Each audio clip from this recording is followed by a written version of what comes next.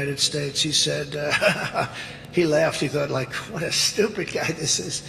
This guy has to be, so we wouldn't even think of doing that. Why would we do a thing? Because they're coming through your country and you're not stopping them.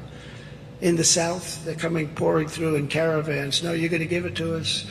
No, sir, we're not. I said, how much do you want to make a bet?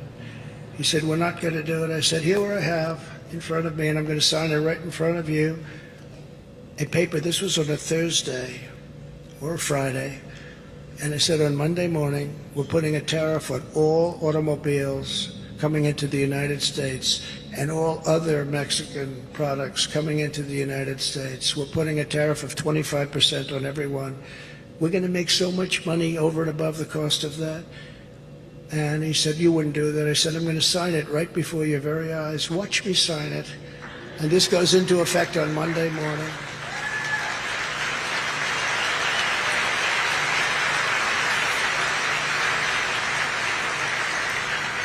And he said to me, sir, do you mind if I take 5 minutes to make a phone call? He was going to call, obviously, the president, because he was the second person.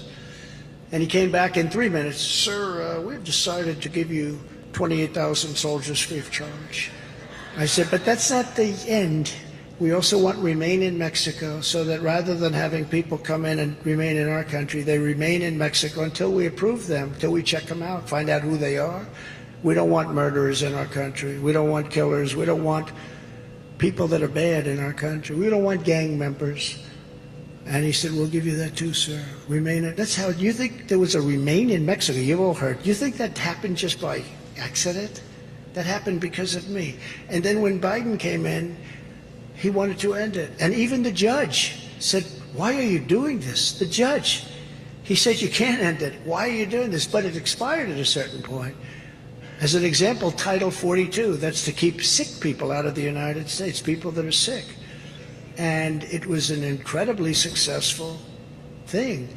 And they wanted to terminate it 2 years ago. And the judge said, do you know how many people are going to be flooding our nation if you terminate? This is the judge. He's supposed to be making a ruling. He's telling them that they shouldn't be doing this.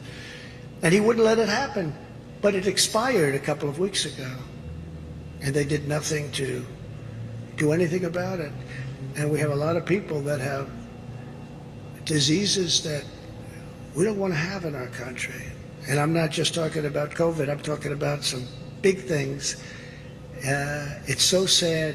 And then we terminated catch and release. Remember the famous, you catch them in our country and then you release them in our country. And we say, come back in 4.5 years, we're going to have a trial. Only the stupid ones come back. Nobody comes back. 4.5 years later, they're gone.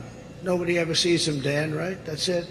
I mean, how crazy is it? It's so crazy. But we ended all of that stuff.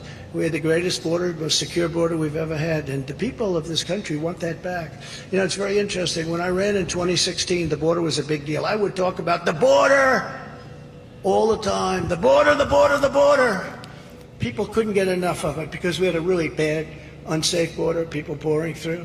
I did such a good job that in 2020, nobody wanted to talk about the border. And when I talk about it, people would start falling asleep. I said, I did too good a job.